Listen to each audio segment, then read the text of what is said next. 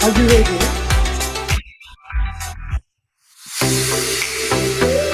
Absolutely.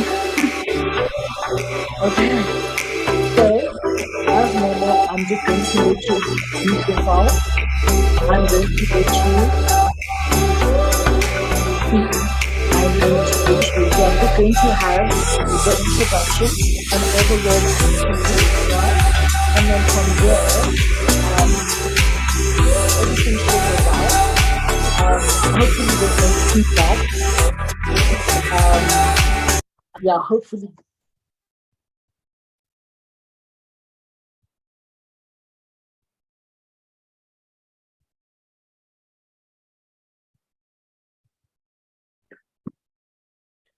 Good day, creatives. I hope everyone is well. Welcome to Image Appeals webcast.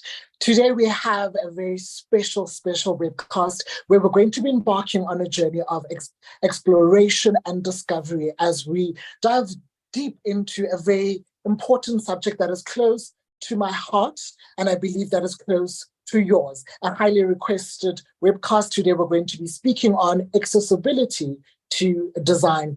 As a graphics and web design company, we believe that everyone should be involved in the discussion of how we can better our future, our products, and how we engage with each other. Today, we have a very, very special guest, a very special lady who's done amazing things within the industry. I'm not going to reveal too much about her. I'm going to leave her to just give a moment and give us a taste of who she is. Over to you, Tristin. Hello, I'm very excited to be here. My name's Tristin Guanzon. I'm a UX user experience designer, and I care about accessibility a lot. So I have been specifically studying UX for about a year, but previous to that, I was already working on web design and graphic design and all kinds of art design and psychology. I actually went to school for art and psychology. As a little verbal presentation for anyone who may need it or want it, I am a white Hispanic woman, and I'm presented in front of a white background with an orange shirt, and I'm really excited to get started. We are excited to have you. I mean, at Image Appeal, we believe that good design should be accessible to all, and that's why we're passionate about helping creatives, designers, web graphic designers, visual artists to articulate their vision through creative and design solutions. So, without wasting your time, I can see already on my side, we have approximately about 15 questions. Ladies and gentlemen, and those who do not, relax. We have time together. Relax, breathe, breathe. She's going to answer all your questions and all basically everything under the sun. So today, the reason why I think from our end we chose this particular topic is that it addresses the design solutions that are accessible. It also it speaks about how we can bring everyone to the forefront and in front of everyone in terms of the conversation and how the conversation should flow. We need to include everyone into the conversation. Yes, we are designing, but the minority, those who are forgotten and those who are left behind in the shadows, they're not seen and they're not heard. And that's why we believe that we need to have this webcast. So without further ado, I believe we can start. Can we start, Tristin? Are you ready? Are you good? Are you prepared? I'm great. Yep. Okay.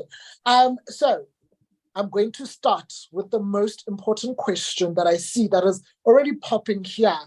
The first question is, okay, this question is actually coming from France. It's Colleen, please excuse my pronunciation, Strangle. Basically is asking, can you please simplify what design accessibility is in 3 or more sentences to those who are not within the industry? So what is accessibility in design? Is that the question? Yes. Can you simplify it in the simplify it? Okay. So basically the word accessibility itself, the definition is the quality of being easily to obtain or use. And in design, you want your designs to be easy to access by everyone, and that includes people with disabilities, people who don't have disabilities, and everyone. You just want to make sure it's accessible, as in everyone has access to it in the same ways. And also, I believe by accessible, we mean including communities that are often ignored. I mean, we have products and everything that is being pushed to the public, but no one is truly hearing the important voices. I mean, if we are designing the next magical thing and it deals with the deaf community and they're not even part of the conversation, then who are you designing it for? Who's your target market? You know, as much as it is going to simplify lives for people who are able-bodied, they too matter. Their voice matters. And, you know, you could get some industry insights on how to better your product. So I hope that answers your question. I have a second one here, Tristin.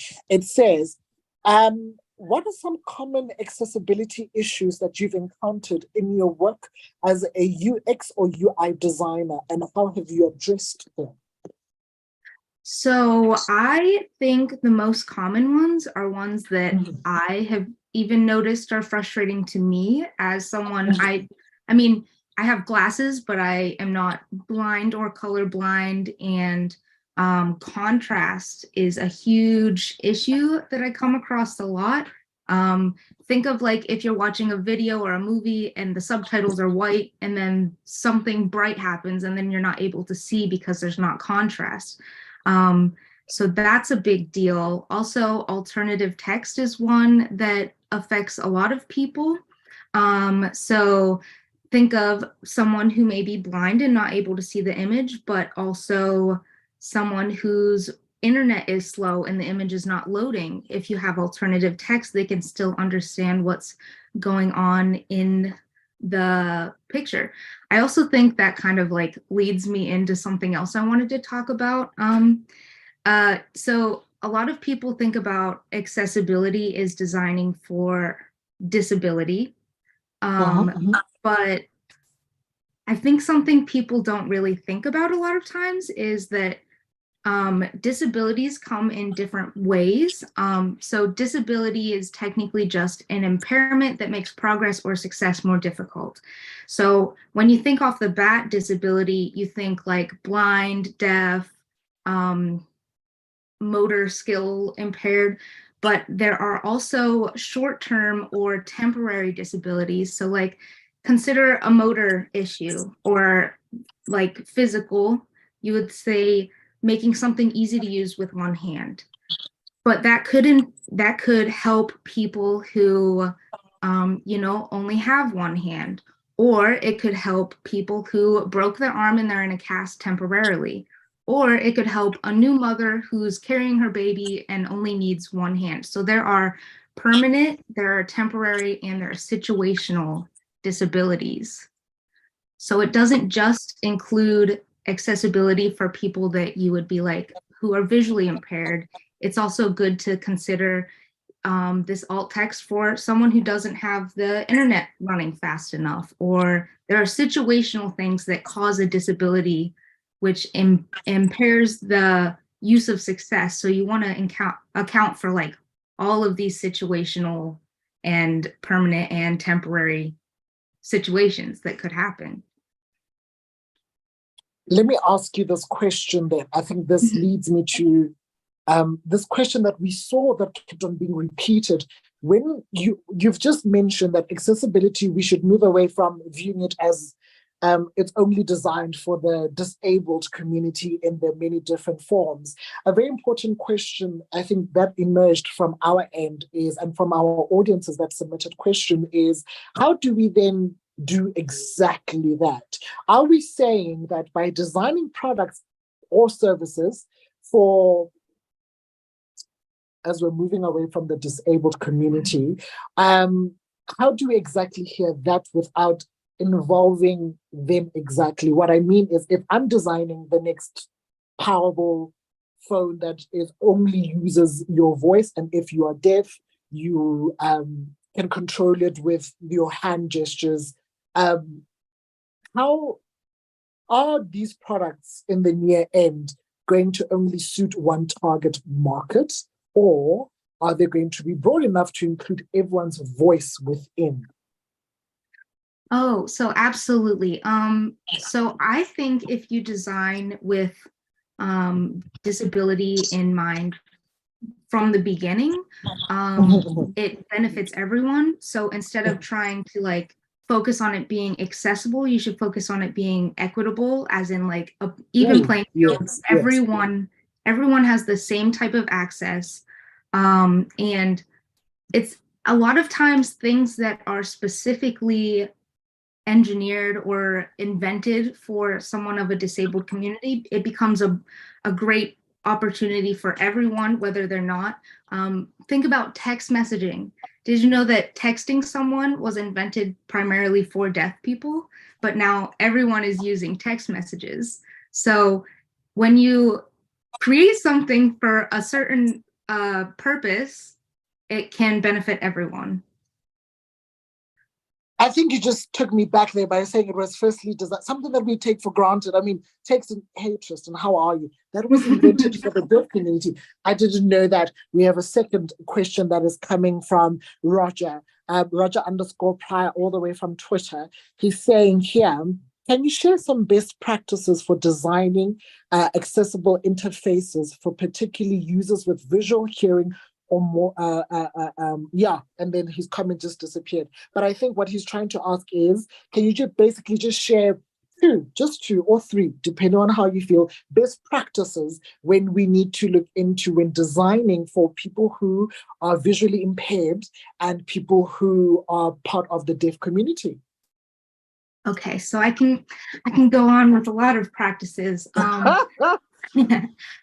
So A11Y is a kind of shortened term to say accessibility, because A at the beginning of the word, Y at the end, and then 11 letters in between.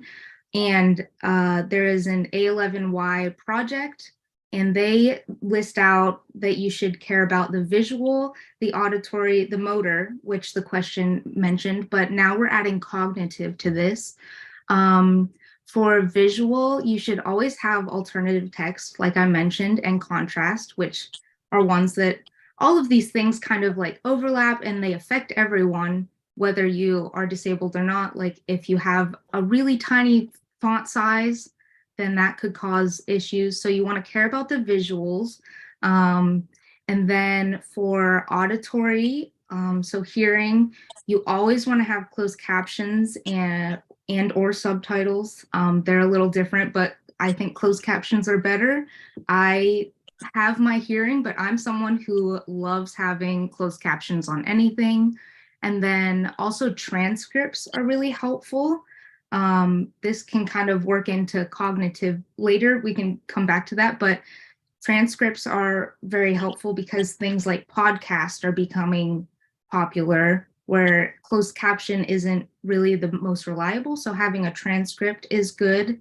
And also summaries. So if they don't have time to read the entire transcript, it is nice to have like summaries, but that's kind of more in depth. For mobility and motor, keyboard navigation is a big one. Also, larger touch targets. So like if a button on a screen is really small, someone who may have shaky hands or not great like hand-eye coordination, it's a lot easier to click a big button than it is to click a small button.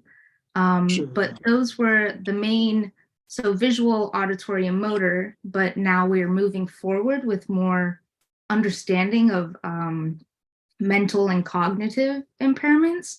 So they are starting to add that to the guidelines. And that includes like things such as like epilepsy even, because that works with the brain. So you don't want to make flashing lights because then it wouldn't be accessible for someone who is triggered by that. And all sorts of things. The list goes on. That's the fun thing about accessibility. It's always like improving and including more people. So yeah. But I have to ask you this question: How, as Tristin, how do you, in your own world, in your own bubble, and with the many things that you do, the many great things that you do, make sure that whatever you're putting out there and whatever you are addressing as part of accessibility to design is not abused by able-bodied, is not taken advantage of? How do you make sure that your product is not merely taken and abused by a target group that you were not intending for it to be abused by? I'm not sure I understand the question in terms of like. So, let's say you invent the next whatever, someone who is not able to speak, right? You invent an earpiece which is connected to their phone, right? Whatever they sign in simple terms is able to be displayed. I hope I'm not giving anyone my genius idea, but whatever they're trying to sign comes across on your phone, right? How do designers, creators within the sphere of design make sure that their products are not abused to such a degree whereby their products move away from their initial target market to able-bodied, because such a product would only be catered for deaf people. So how do we now make sure that that product stays within the target market of range? I almost don't know if that's specifically a bad thing. Because it comes back to like text messaging that was for deaf people, but now everyone is able to use it. But since it was originally intended as an accessibility feature, it's something that already includes them. So if you had something that translated sign language to captions or something like that, I feel like that could be still helpful for able-bodied people or people who use sign language. I'm completely hearing, but my youngest brothers use sign language, and sometimes I cannot pick up everything they're saying. So if it was translated to subtitles, it could help me understand them on a faster way. Like my little brother is very fluent in sign language, and sometimes he's just going off real fast, and I'm always like, Caleb, slow down. Slow down, Caleb. I need to understand what you're saying. So like even as an able-bodied person, that's something that could benefit me. So I think targeting a disabled community when you're designing is a good place to start. But I almost feel like saying this is for a disabled community and not for anyone else kind of defeats the purpose of making an equitable design, because you want everyone included. You don't want to single out able-bodied people because you're creating for disabled people. You want everyone to have the same access, because everyone is human, you know? It doesn't matter who's who, what part of life, what their abilities are. Everyone is human, so they should still have the access to the same products. I kid you not, my iPad here is buzzing. It's buzzing with so many questions that I directed from you. I think here, I think you've already answered it, but I'm just going to answer it. We have someone who's asking, how can designers incorporate accessibility into the design process from the very beginning? I think you've addressed that, but if you don't mind, can you go a little bit deeper into that question? Right. So from the very beginning, you definitely want to like just kind of keep it in the back of your mind. You also don't want to try not to base anything on assumptions or biases you might have, because, you know, in your head, if you're not a blind person and you're saying, oh, this is what a blind person would need, and then you go and ask someone who's blind, they might have a completely different idea of what is easier for them to do, as someone who experiences the life as someone who is blind. So I think definitely talking to people and doing your own personal research. So something I do sometimes is I'll turn the brightness on my laptop the whole way down, take off my glasses because my vision is pretty bad, and then try to use like keyboard navigation or test out the text to speech, because even though I'm able-bodied, I can use the assistive technology available in like phones and computers. So I think even testing them out as yourself to see how they work is a great way to like understand how to design for them. And user research is always helpful, but if it's not super accessible to do research at the beginning for yourself, then doing website checkers. There's a bunch of different websites that you can like plug your website into to check if it's following like accessibility guidelines, or you could find checklists. The biggest place that has everything that's important is W3 and their WCAG, which is the Web Content Accessibility Guidelines, and they're always updating. So you always want to check there to see what you can improve. But definitely from the beginning, you want it in your mind that you want this to be accessible for everyone. So the design needs to be like, just think about it from the beginning and do user research and kind of understand assistive technology. And yeah. Please, our audience is asking, please could you kindly repeat the websites that you mentioned? Please repeat them where they can check if prototypes out there and products are design friendly. The ones you mentioned. So let me just make sure. I know it's, so what I look up, I just Google WCAG. It's WCAG for Web Content Accessibility Guideline, and it comes up on w3.org. And another great one as well is the A11Y project. So that website also has helpful input on everything that's going on with guidelines and compliance and the latest up-to-date assistive technologies.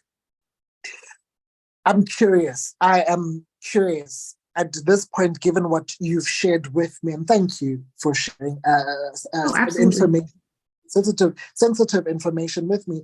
Now, I'm curious, when it comes to products that are out there that are not so accommodative to everyone, right?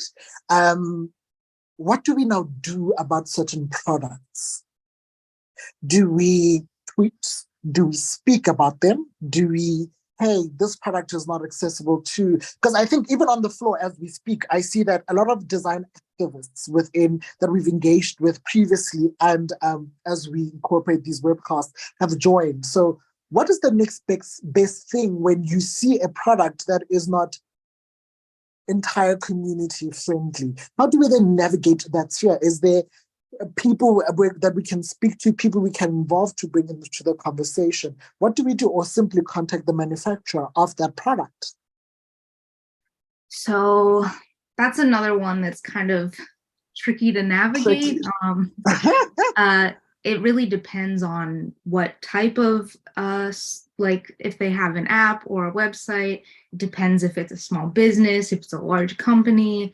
But there is a law. I don't think we should be designing because of legality. We should be designing because we care about including everyone. But it technically is like a legal thing for websites to include accessibility. I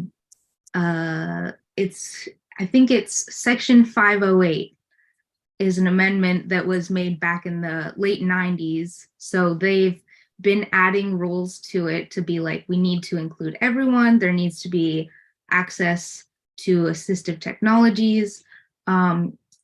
Most of the time, if it's like a small business, a lot of like web builders nowadays, like Squarespace and stuff, have a lot of accessibility things built in. But if you come across a website and it's not accessible, that, like I said, it's a tricky situation because like if you're not the designer for them, it's kind of hard to be like, hey, fix this. But it's probably best to reach out to whoever's in charge of the website, or maybe bring light to it in a community who's talking about accessibility, because maybe more people talking about it could, you know, bring more highlight to it needing to be updated. But yeah, I know it's not, I wouldn't say scary. It's definitely not a scary thing, but with people who don't take any accessibility into mind and they're excluding large groups of people, that could cause lawsuits.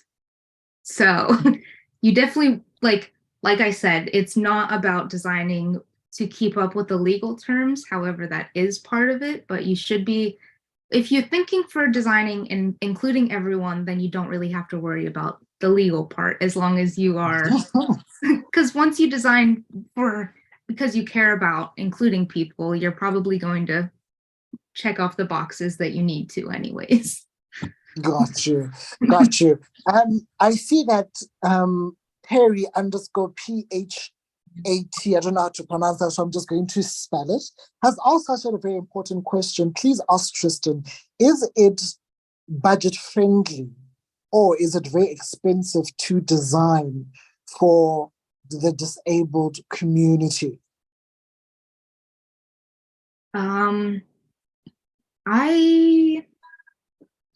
I don't think I've run into any situation where it costed any different. Because like a lot of things like adding alt text isn't going to cost you because you're already adding text to the image. So like adding alt text into the coding is just a little extra thing, or adding contrast. You're already putting colors and shades. By changing those, it's not going to really affect a budget. Like a lot of it is just like tweaks on what you're already doing. So I don't think it really changes the budget unless you're going with a company who is like specifically working for accessibility. If you are not yourself designing for accessibility and you're going to like an accessibility company who focuses on auditing and fixing this, then I mean, maybe you'd have to pay them for their expertise in accessibility, but I don't think by designing with accessibility in mind really changes the budget much, because you're just doing what you're doing anyways, but making it more accessible. Does that make sense? Makes sense. Perfect sense. Okay. there's a question here that has piqued my interest. And no offense, it is directly directed to me. Zoe, do you think, in your own opinion, that in terms of film, television, and print, accessibility to design is included? I would say it depends on where you are within the industry. I don't know. So I am based in Africa. I'm based in Africa. Often enough, what we encounter is we are trying to be more open to the world. For instance, even in certain soapies that we have running off today, we've included the deaf community. We've included the disabled community in many different ways, whether it is in front of the screen and behind the screen. And we've moved the conversation to maybe we shouldn't, maybe we should. Now, for us, it's even regulated by law that they are included. We no longer consider them a marginalized community that's over there. We include them in every single little thing that we do. We even look at buildings, how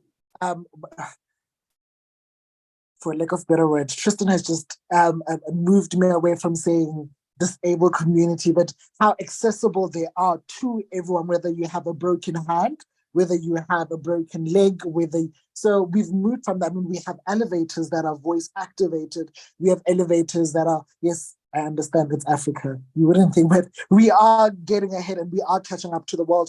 How about you, Tristin? Are you seeing in your immediate surroundings that the conversation has now moved into action and more people in the old ways, buildings are being improved? In your daily lives, are you seeing products, are you seeing items being improved to include everyone?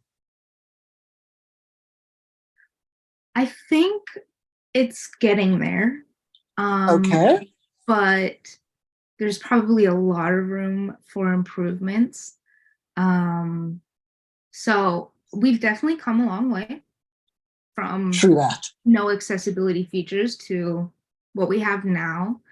Even like what you were just saying, like the voice activated elevators, I'm not sure if I've ever encountered something like that. So that sounds amazing to me. Come to Africa. Come to Yeah. Africa. It almost sounds like you've got some good things going on over there. Even like for me, I have not been diagnosed or anything, but I do have like sometimes auditory processing. So that would be uncognitive. I watch everything with subtitles. So like when I go to the movie theater, I'm always like, oh, I wish there were subtitles. Like it would make it easier for me to understand the movie. And some movie theaters have that as an option, but it's not like always an option. So I think there's progress being made, but I think there's more room for everyone to include these things in their features, like more people caring about accessibility. Let me ask you this question then how do we go from this to moving and rushing the process? Because as you're saying, we've come a long way and slowly but surely we are improving. What is the next step? Let me not even go there. What can an ordinary citizen who's concerned about accessibility, for instance, if you don't mind me using this example, as you shared with us that, you have a brother who is deaf, right? How do you, as a sister, improve that environment for a loved one? Got you. So actually, my brother is not deaf. He is Sorry. nonverbal. You're good. You're good. Thank you. So he has Down syndrome and autism and is not able to talk. So he also has apraxia of speech, which basically means the connectors from your brain to your mouth don't work like they're supposed to. So he cannot speak, and he uses sign language. So I don't know exactly how to kind of, as a normal citizen, I think first and foremost that a lot of people should recognize when it comes to people of differing abilities is that they are people with disabilities. They are not disabled people. They're people first. Got you. Yes. People should acknowledge that they're humans and they want to do the same things as everyone else. So if you're if so for instance, my favorite local bar, it takes 12 steps, 12 12 steps to get into this bar, which, you know, people who are in a wheelchair, it doesn't mean they don't want to go to a bar, but this bar is not accessible to them. So I wish, that's something I was thinking about the other day. I was like, how could I ask them to like add a ramp somewhere? But there's a lot of Gotcha. things where, yeah. So like, I don't know. I think one of the main ways that it could get better, excuse me, is just like research and caring and kind of like understanding that it's something that people would need, because like even though it's not something I need, just acknowledging that it is something that someone could need is nice. Like, yeah. I'm getting it. I'm getting it. I think that maybe that the comment that just came into my head is wrong, but I see that on our chats it's quite busy. We have someone, ladies and gentlemen, and creators, and those who do not identify as creatives and non-gendered communities. We are not endorsing these hacks because I see everyone's now commenting about life hacks for the disabled community. I think also our problem as human beings is that what I'm starting to notice as you and I are conversing is that many people are now starting to push them away. As you're saying, it feels like they're alien, right? And often enough, we don't include them because now everyone keeps on going. It's like we're designing for them, the other community, and we're shying away instead of including them in everything else and even in the comments. So I think we also need to change our mindset on how we address everyone. Because as Tristin said, just because we are talking about accessibility, that doesn't mean someone who's deaf, someone who's non. We're talking about someone whose arm is broken, someone whose toe is broken. So I have someone here who's commenting here, basically saying technology has come a long way in making life easier for everyone else. Adding accessibility features like closed caption, as you were saying, text to speech and sign language interpretation to digital devices and platforms can help the deaf community communicate accessible information with ease. You can always hear a designer. You can always hear a designer in the comments. But I then have to ask you this, Tristin, how in your life and in your career span of doing amazing things, what has been the biggest, that milestone that stands there and you've conquered it? You've conquered it and you have climbed on top of there and you said, we did it, team. We did it. I have to ask that because everyone seems to be asking based on the comment that you made. Everyone keeps on asking, what, please could you ask her what's that milestone as a designer? Well, I think I mean, caring and learning is the first. In my head, here's my life pro tip. There is no such thing as perfect. um, because things are always improving. So I think it's accessibility.com. They recommend if you are making a website, you should be checking it every 4 months because the guidelines are always improving. I can't think of something where I'm like, okay, I'm done, I did it. Because that's not how it works in design. Everything is always improving. Like, so the WCAG, WCAG Web Content Accessibility is on their 2.1 version that came out last year. And the 2.2 version is going to be coming out in May. And they're already working on the 3.0 and have drafted it up. So I'm not sure when that's going to release, but like it's always improving, always adding extra steps to make sure more people are included. Like a lot of people consider the visual, auditory, and motor skills, but now we're kind of understanding mental disabilities and mental illness and neurodivergent communities. So cognitive things are being added. So I don't, like I said, it's always like about iterations and keep going and keep moving forward and keep learning. And there's always more to learn. Like even before this live event, I was doing some catching up on, making notes. So I, felt comfortable talking about this. And even doing that, like this past week, I've learned so much more because there's always more to learn. So, True. True. yeah. I think now that then leads to this question here.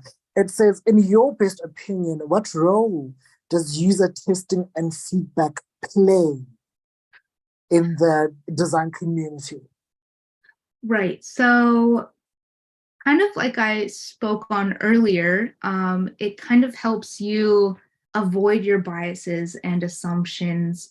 Because you might think like this works for this many people, but then you could do a user testing and be like, oh, I didn't even consider that as an option. Like recently, in one of my recent projects, I was running a usability test for a website, and someone did not had trouble comprehending some of the wording because they were English as a second language. So I hadn't considered that as something that could cause an accessibility issue with the wording, because, not that not speaking English is medically a disability, but it's a disability in a way where it caused an impairment that led them to have a harder time to success in the design. So I think avoiding biases and checking your assumptions is the biggest part about user testing and research. Let me ask you now, this is my question. You mentioned assumptions. Can you give us at least 5 or whichever number you're comfortable with that you think, in your own opinion, designers make when it comes to designing for accessibility? I can tell you one. I can tell you one that you just mentioned. My brain just went. I think the first one would be thinking that everyone speaks English, or thinking that everyone speaks in the language that you communicate in. So yay me. Yes. I guess there's probably a lot, and it all comes down to like personal biases and assumptions as well. So like if it's not something you've ever experienced, you might have no idea. I'm trying to think. I just had one and it left me. But I think, a good one that I've noticed before is people who are designing will be assuming that someone who is deaf doesn't want to access their website, or someone in a certain group of people who would benefit from accessibility aren't being one of their users. But I think that's kind of one of those, like, it affects it both ways, because when you don't design for someone who is deaf, then deaf people can't use it, therefore your users aren't deaf. So like by including everyone in the design, you're able to have more people who are users. So it's also good for business, because like more inclusive can include more customers, because if you're an e-commerce shop online and you don't have any accessibility features, you're cutting out a large portion of your potential customers.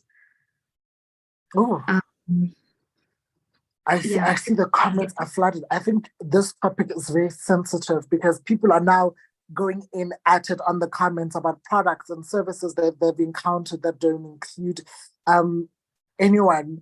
Well, here's another one that someone is asking is, can you provide examples of applications that you believe demonstrate great accessibility in design? I guess moving away from the negative, moving to the positive? Can we rather focus on the positive for now? For now. Right. On yeah. So I think it is kind of a thing where when something is designed well, you don't notice as much as if it's designed bad, because it's kind of like want it to be good, and if it works really nicely, you don't really, it doesn't stop you up and be like, oh, that's frustrating because it worked perfect. But I think I've noticed the website HubSpot has really great accessibility. Eventbrite is pretty good with accessibility.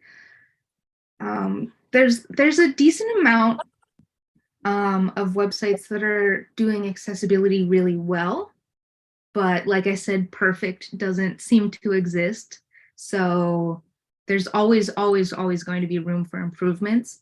I think LinkedIn has a decent accessibility, except it could be improved. I like how LinkedIn offers you to add alt text when you upload an image. I really appreciate that.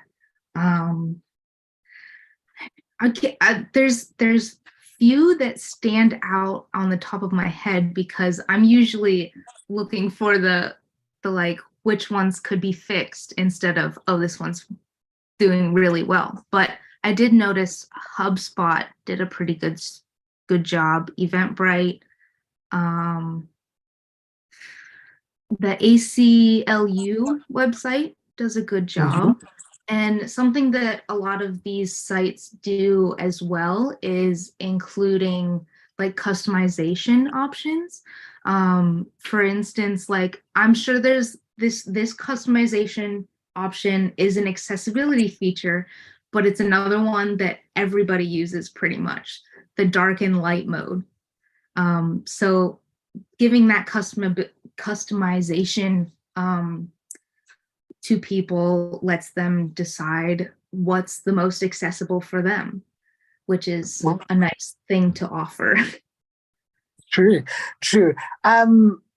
Also, I forgot to mention, people are loving you. People are loving you. People are loving your energy. People Thank you. are asking you to smile.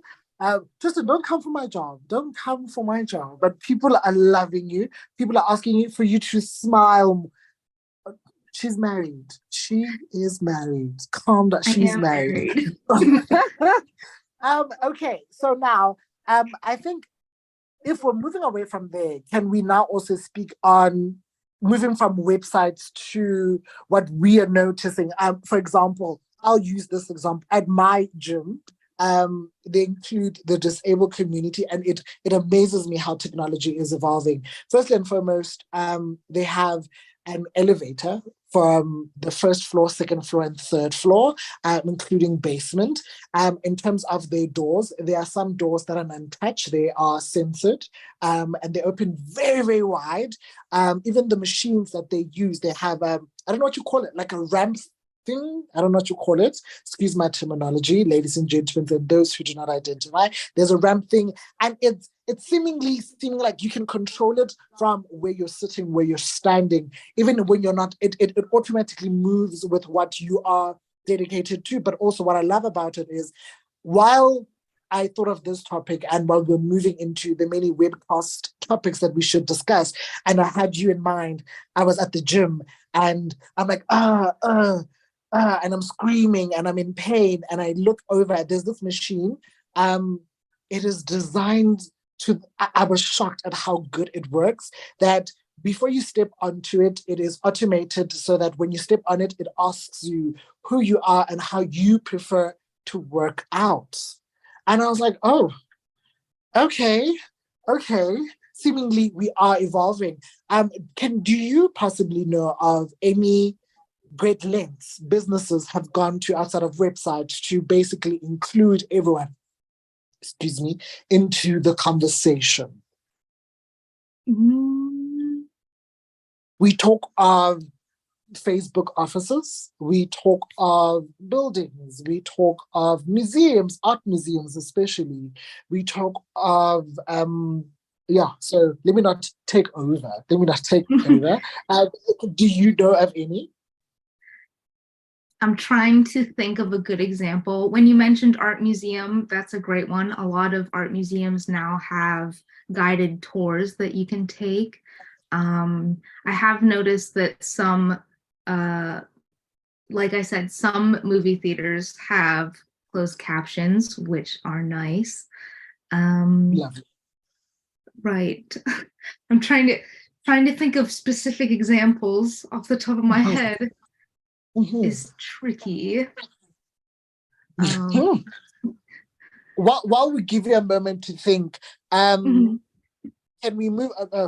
Life hacks. Seemingly, this conversation is continuing because we've received over 103 comments. Life hacks. As image appeal, we do not recommend. So we do not. All the things that they're sharing them in the comments. Someone says, vibrating alarm clocks for the deaf community. Waking up to an alarm can be a challenge. Investing in a vibrating alarm clock that can help ensure that they're not late for work or appointments. Oh wow. Okay. Okay. I Mhm. think I'll share the last one is basically someone is saying, why are we treating ourselves so special? Why are people not learning basic sign language? Ooh, I think we should start moving on today because I mean we've made our life so comfortable that we now need to start inviting and moving out of our comfort zone. Let's learn the basic simple live language, sign language. I know how to sign to a certain degree. I know how to sign I love you. I know how to sign I love you. For me, that's the most sweetest thing ever. So Yes. you were saying, can you provide just two examples of immediate solutions that you see are moving from websites to physicality? You said art So museum, yeah? wait, what was that You last said that question? art museums were the first ones that I mentioned that you were on, yeah? Right. I also think for a lot of like um drive-throughs at McDonald's, for instance. It's not something you would consider, but they sometimes, not maybe not McDonald's at every location, but a lot of drive-throughs also offer Braille menus. So if you go up to the window, you could ask for Oh, Braille, or if you go to a Starbucks, I know Starbucks is pretty good with if you're like, I'm deaf, and then you either have someone to help you order, or you can just hand them your phone with your order on it, which, there's more improvements that can be made with, like, maybe they could have options that would include sign language to people who are ordering. But I know that that's something Starbucks is pretty good about, including people who need to order in different ways. Um, so yeah, I got think you. I got you. yeah. I think we're going to move over to the questions. As mentioned, people are really loving you. We're really flowing in terms of questions. Someone is asking, as a young designer, I'm very curious, how can I, in my own personal capacity, stay up to date with the latest accessibility guidelines and standards? Right. So, like I said earlier, the standards are always changing. So, my best recommendation, honestly, is to just Google accessibility and design and see what comes up, because there's millions of resources. There's podcasts, there's YouTube videos, there are articles, there are people who care about design talking on LinkedIn. So I think the best way is to just reach out to people, or reach out in terms of like looking for these resources. You can use, like I said, YouTube, podcast, books. So always trying to keep learning. But in terms of like, if you're looking for a checklist, there is the WCAG 2.1, and then 2.2 will be coming in May. The A11Y project is a good place. I think Elsevier, I'm not sure how to pronounce it. It's ELSEVIER. They have checklists to also go over, but just kind of never assuming you know everything because it's moving forward. So continuing research indefinitely is the best way to go. Got you. We then have another one. Can Zoe and Tristin please discuss some techniques to make sure that your designs are inclusive to people with disabilities, such as those who are visually impaired or have mobility issues? I think you've already mentioned this one. Do you still want to go deeper into it? Sure. I mean, I did go over it, but I can go over it again. So visual, auditory, motor, and cognitive are like the four main categories that we look at now. For visual, you always want to do font sizes, alt text, contrast, and color contrast. And it's also good to check colors with different types of color blindness. And there's a great website. I believe it is called Coblis.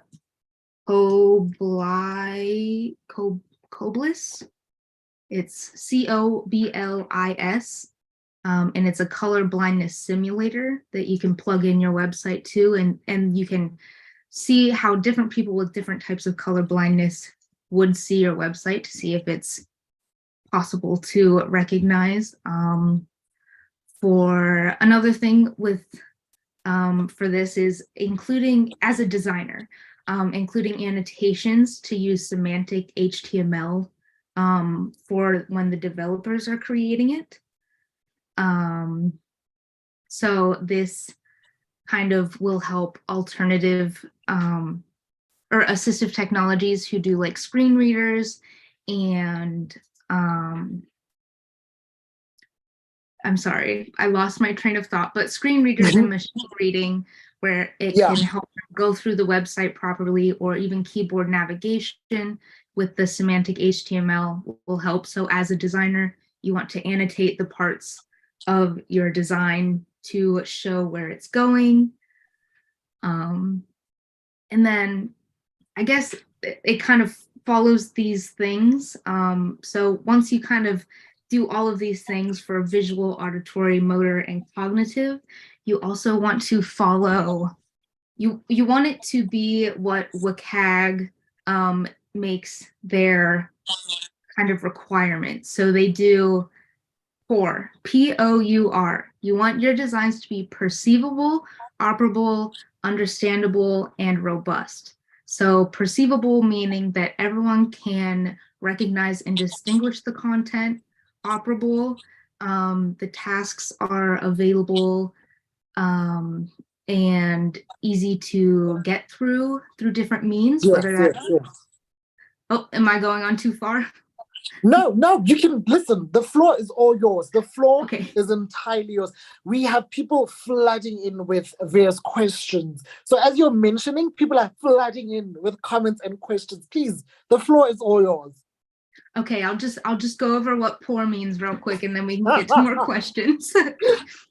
So POUR, POUR, according to WCAG, is you want your designs to be perceivable, operable, understandable, and robust. So perceivable is like everyone can kind of like comprehend and recognize what's on your website, so they can see it, they can hear it, whether that be through alternative text or, you know, different modes of access for them. Operable, meaning you want people to be able to navigate your website, whether it's through keyboard navigation or clicking with a mouse, or even certain assistive technology allows eye tracker motions. And then U for understandable. So considering English second language people, or people with certain cognitive or learning disabilities, where you don't want to make the words big and long and confusing, or the density of text is too much to read. You want things to be simple to understand. And then robust just means you want it to be a website that can be responsive to different mobile devices and different Got places you. of access. Um, oh, okay. I see here. Hi. People are all the way even in Egypt. Someone's asking here, hey Tristan, do you think Apple Dynamic Island just looks fancy but not user-friendly at all? um, I don't know of Apple Dynamic Island, so that's something I'd have to look into. I think we can throw it into the group, into that. Yes, we can throw it into that. But now, if we are moving, I then have to ask you this. I then have to move the conversation just a little, just to make things a little bit serious. You mentioned something very earlier that um, we should include everyone in the conversation. We shouldn't feel like, it's a law, I have to do it. It's something that I just have to take off my brain. How difficult or how easy is it to include everyone in the conversation? And if it was easy, wouldn't we be a million steps ahead? So, people who have disabilities are Mhm. still the minority. You know, a lot of people are still neurotypical with all of their motor function, all of their hearing and vision still.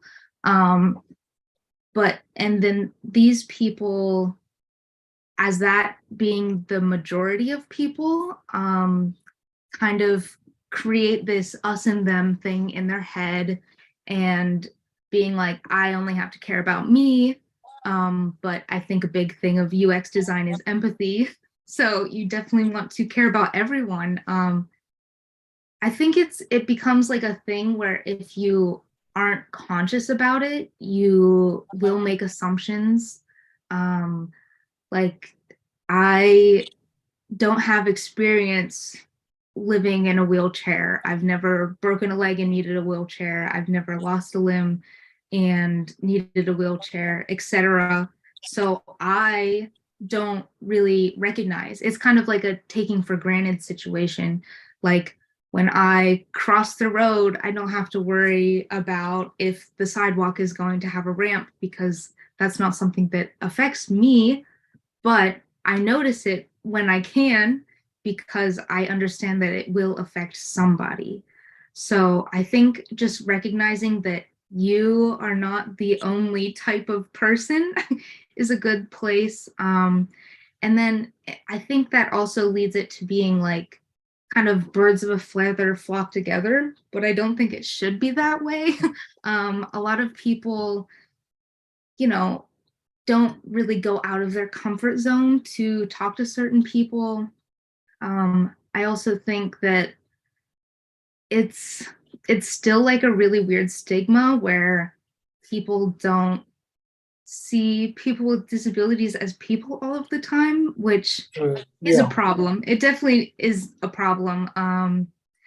Like for instance, even my younger brothers, so they're actually twins, and they have Down syndrome, autism, apraxia. They're nonverbal, and they are going to be 18 this year.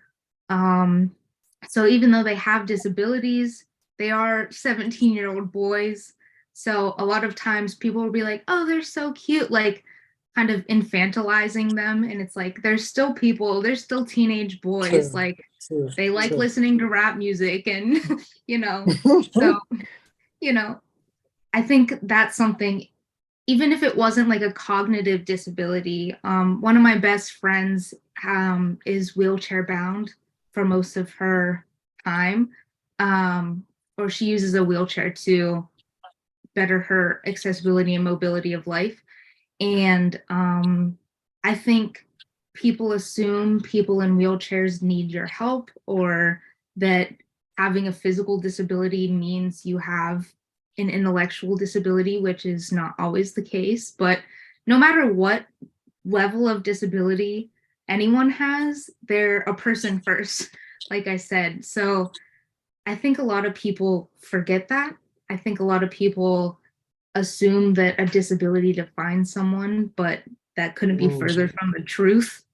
Um, so yeah, I think it's important for people to allow people to be people and speak to more people, broaden your horizons of friend groups, even if we aren't talking disabilities. If someone is a white person and only ever talks to white people, you're never going to understand the way of life of someone who is a person of color, or, you know, getting more interpretations of life from different people who have different interpretations or experiences will make you a better designer and a better person.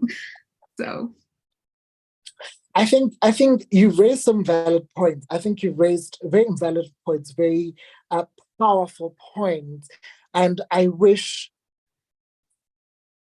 people could broaden their vision and see that at the end of the day, we're all human. What hurts you hurts me. What Be kind. Just be kind. That's it. Be kind, and just because I'm wheelchair bound doesn't mean I need your help. right. Doesn't mean that you can look down upon me. I don't have to now.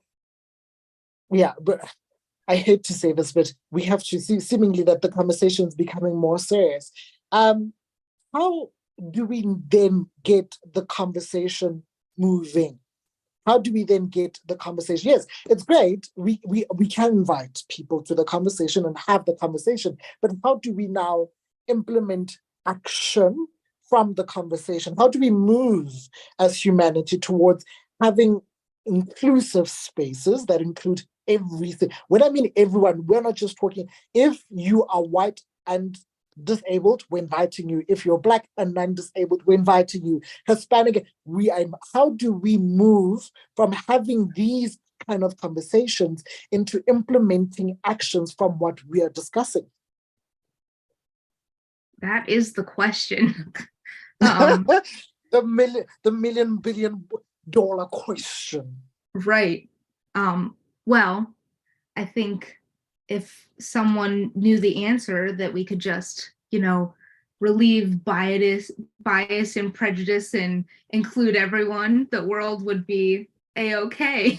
I think a lot of it is ingrained in society in general. So I think just being someone who cares and using your voice to hopefully encourage more people to care is a good step, because what's the saying, it's like there's power in numbers or strength in numbers. So like the more people who are advocating, or the more people who are using their voice to be like, we need to care about everyone, the more people might hear it and be like, oh, we should care about everyone. So I think the first step is kind of not being silent about it, and True. encouraging more people to be a part of it. I love that. I love that. Um, the comments are going at it. The comments are going at it. The comments are going at it. I think more than anything, people are complimenting you, than asking questions on everything that is happening and everything that is running. But I want to throw this question to the floor. And if you would like to answer it, Tristan, that would be great as well. But I just want to throw this to the floor. I would say that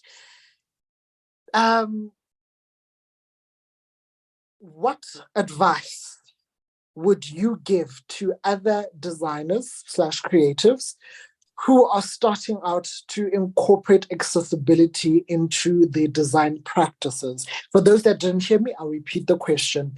What advice would you give to other designers who are starting to incorporate accessibility into their practice?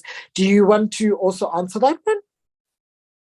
Sure, I can give my advice. If you are starting out, it's kind of something I've been over. If you're starting out, it's okay to make mistakes. It's okay to be on the path to learning. True, true. Perfection doesn't exist. There's always more to learn. So I think by making mistakes and acknowledging you don't know everything, it helps you learn and get better, which I think is always the goal. So that's my main advice if you're starting out. Just be open to learning. Okay. Okay. Now I see designers have also joined the platform. I think, yeah, they're becoming very technical in terms of questions that we are receiving at this end. Someone is asking, oh, how do you ensure that your designs are accessible on different devices and platforms? Is there a checklist and does it exist? So I believe the checklist is very similar to the Mhm. WCAG, the web accessibility or the web content accessibility guideline that I was talking about earlier. Gotcha. I think there are some specific ones depending on which design system you're building for. Like I know on phones, the touch points should be a little different than on website. I'm not certain. I'm sure there's a checklist somewhere. Um, I don't have one offhand for mobile devices specifically. But yeah, the basics will all be on the WCAG website. Gotcha. It says, okay, someone is apologizing. Why are you apologizing? Okay, please excuse me, but these questions that I'm about to ask you might take some time to answer. Tristin, they've already apologized, so I'm sending virtual flowers your way. I think the first question they have there, how do you balance the need for accessibility with other design considerations such as aesthetics and branding? Oh, yeah. So there's, I think the only time that it may be an issue, but you still want to fix that issue is like branding colors. But you want your branding to be accessible anyways. You designing for accessibility doesn't have to be ugly or unaesthetic. It can be very True, pretty. There's nothing that says you can't have colors. There's nothing that says you can't make it true. pretty. So I don't think it really, for me at least, I don't think it's something that it's like hard to balance these two things because you can have them simultaneously. These questions are getting hard. I'm reading them. These questions are getting. Listen, are you ready for this question? It says, how do you use systematic HTML to enhance accessibility in your own designs? Oh, Okay. wow. So the semantic HTML, I am not a engineer or developer, so I'm not actually adding these in. Mm-hmm. I make annotations on my designs to send to developers. So like the heading, you want the text to be labeled. So like you want this to be the heading of the website and then label the paragraphs, or like you could even if you did like the way you want the user to go through, you can like put one, step two, step three. So then when the developer writes the code, if someone's using a keyboard navigation or a screen reader, the screen reader and keyboard navigation will understand where to go. But yeah, it's more about annotation and you telling the developer this is how I need it to be. As a designer, I don't have all the answers into like how it's implemented exactly, but Well, got you. I think that one we can throw to the room and we can move into the room. But someone, there are designers who will come back into there. Oh, Tristan, have you had your cup of coffee? Because people are putting in questions. That's why we've received about 203 questions. Hard ones, as people are already apologizing. It says here, please ask Tristan, how is she able to test her designs on accessibility, and what tools does she use, and can she give advice on this? So there are tools that I do use. I Mm-hmm. think a great thing to do is get someone who uses assistive technology or someone who is in a marginalized group of ability to test it out.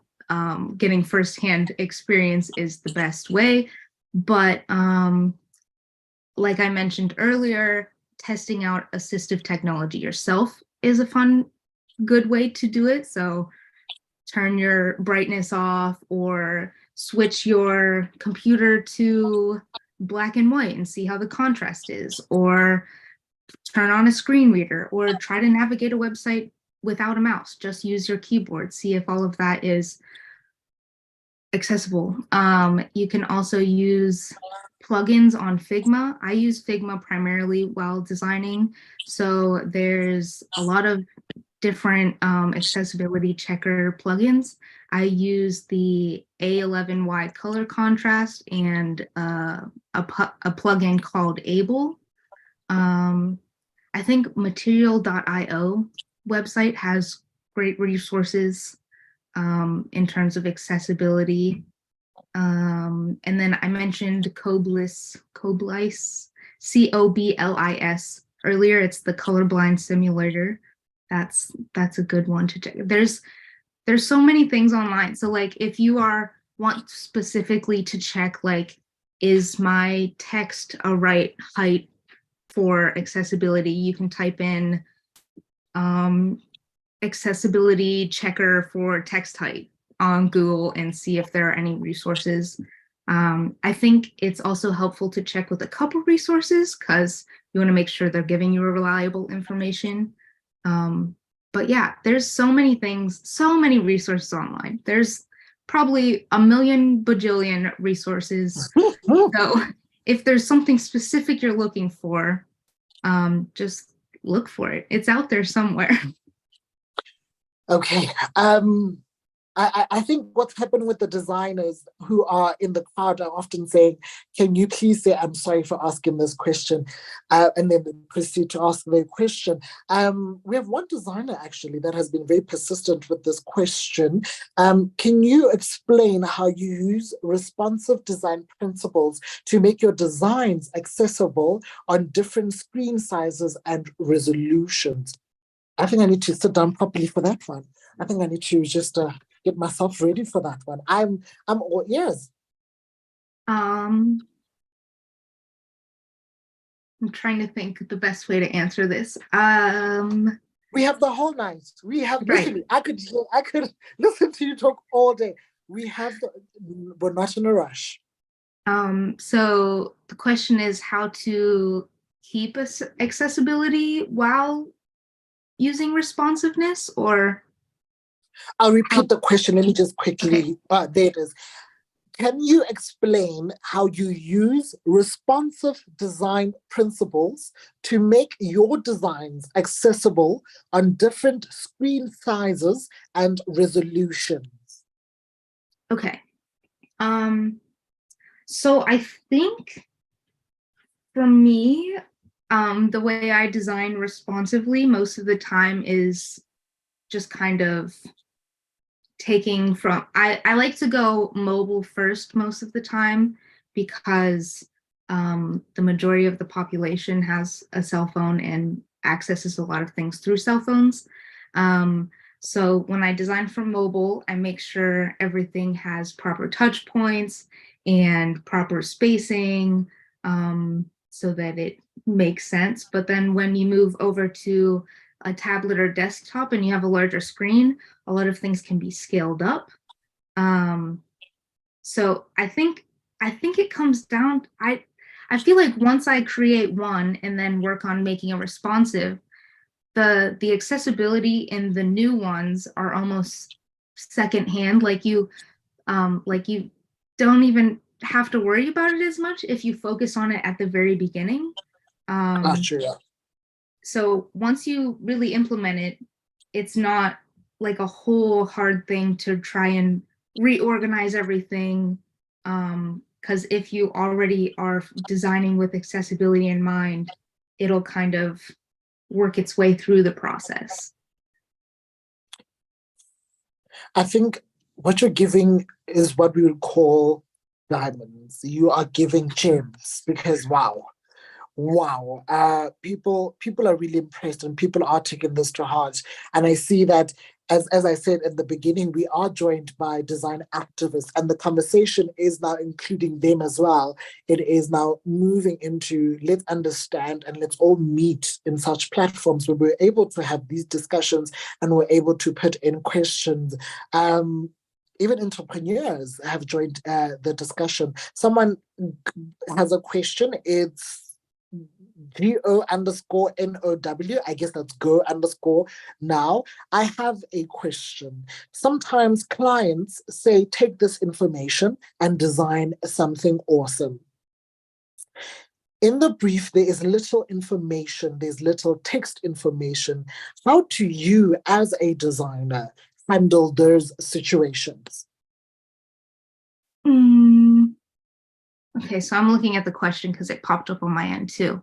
Sometimes clients say, take this info and design something awesome, where there's only very few text type information. I'm not sure I completely understand the question. Are they asking like the client's not giving you much to work with? Basically, they're not giving you enough information to run with. For example, if I came to you and I said, listen, I have someone who I own a company where we design menus for the Braille community. In your menu, please be creative. So basically, in my brief, I've just given you Braille community and be as creative as you can. How do you, as a designer, take little information and run with it to ensure that you are satisfied with the work that you're putting out there, while also your client comes back and says, you did an amazing job? How do you run with little information on a big scale project? So coming from an art background, I studied painting in college, and it would be like, make me a painting.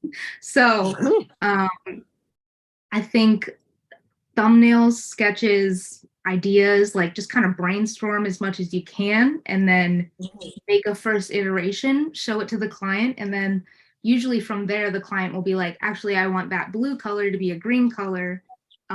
So like, you want to keep in contact with the client the entire time, and don't stick with one idea. Like, put all your ideas out there, decide on one that you want to show the client, or a couple iterations you could show the client, and then you can move on from there and keep making tweaks and little changes until it's perfect for both the designer, or not the designer, both the client and the user.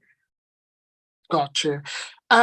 Tristin, I think I have taken over with bombarding you with a million questions. From my standpoint, I want to know something from your experience and your diverse experience in the creative community, as we call it.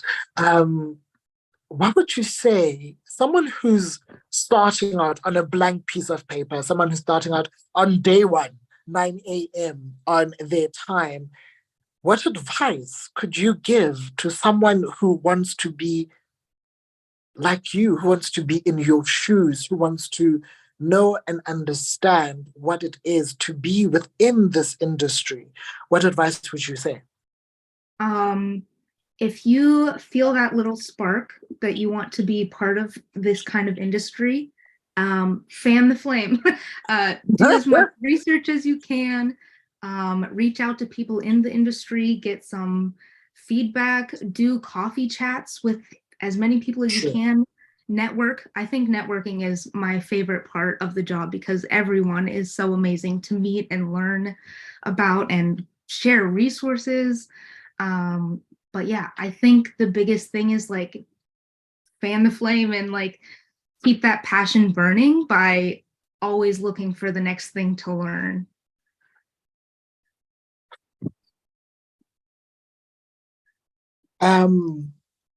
Yeah, you're giving gems. You are giving gems, and I wish that many people who are within the industry were as open and as willing to come on this platform, as scary as it may be, and to just let's have a conversation. As I always say, two friends, three friends, four friends having coffee with different opinions, different life experiences. Just one more. Oh, okay.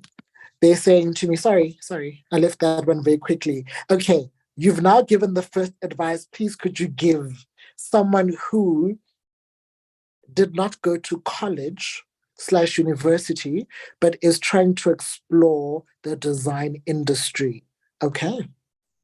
Okay, absolutely. It's basically the same thing I just said because although I went to college, I went for oil painting, like fine art oil painting and psychology, which that does translate very well to UX, which was never the intention. It was just kind of, I love being creative and I love caring about people and the way they think. So that kind of led me to UX specifically, but I don't think that you need a college degree for probably anything in this industry. It might help, Got you. you know, but but there are boot camps. There's a lot of pros and cons for all of them. Don't just pick a random one. You want to pick the right one for you. Um, there's also so many free resources, YouTube, podcasts, books, etc. People online, people on LinkedIn, if you follow people in the industry you're looking at, are always posting more things to learn. And I think what matters most about the field is your passion, how much you care about learning it, and your skill. So research and practice. Because just because you've watched a million people play guitar, if someone hands you a guitar, you might not, be the next Led Zeppelin or something. I don't know who plays guitar. Jimi Hendrix. But practice. If you can get your hands on Figma or Sketch or Adobe XD or whatever program you can, even if you're sketching on paper, wireframes, if you're doing user research, if you're doing graphic design, sketching on paper, trying to make vector art, there's so many resources out there. So just like keep reaching for more things. No stress. I see that we're drawing close to the end.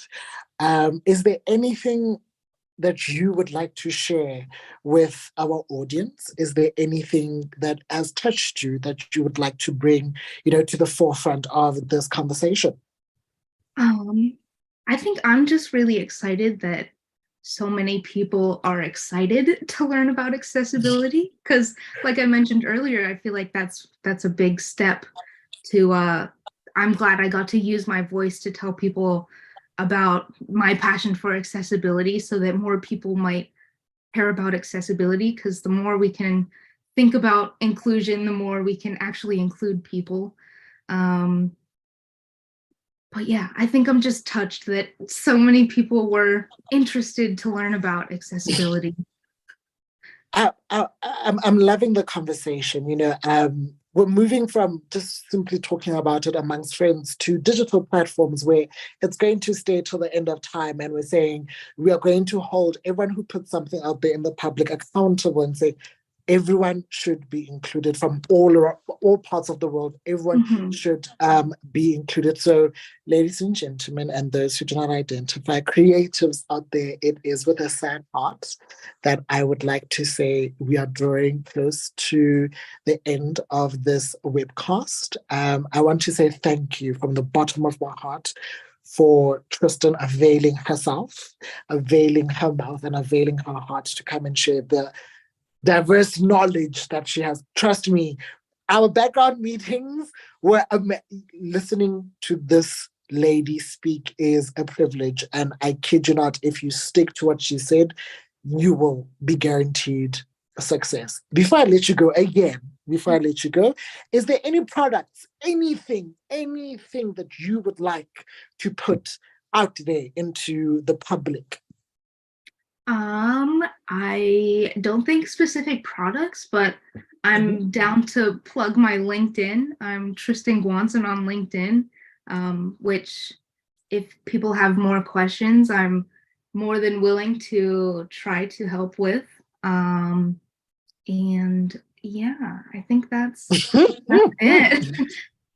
Thank you so much. Thank you to our audience for availing themselves. This includes from the design community, this includes from the abled and unabled community, and this includes you at home who's watching this webcast saying, thank you. Thank you for joining us for this webcast on accessibility to design. We hope that you found the information and insights shared by Tristin to be valuable and a true gem. I know I did. I know I did. I know there's people who are very upset with the questions. Yes, we will your questions directly to Tristin, so she's able to answer your questions. And from me to you, I'd like to say, remember, designing or accessibility isn't just the right thing to do. It's also great for businesses. By creating designs that are accessible to all users, you can reach a wider audience, increase engagement, and improve the overall user experience by simply doing this thing, just the smallest of thing that is including everyone into the conversation. And as Tristin said, keeping everyone in mind when you are designing something, product, service, whatever it may be. If you're interested in learning more about our web and graphic design company, we can find how we can help you design accessible and inclusive digital experiences. Please don't hesitate to reach out to us. I believe that we've shared our social medias. We've shared everything to you. So all you need to do is just pop in a question and we will directly take it to you. Our team of experts are always here to help you achieve your business goals through design. Thank you again for joining us, and we look forward to hearing from you again. From me, Oli Macapella, otherwise known as Zoli, and from Tristin. have a beautiful rest of your day. Good morning, good night, good afternoon, depending on where you are in the world. From me to you, have a blessed one. Goodbye. Thank you.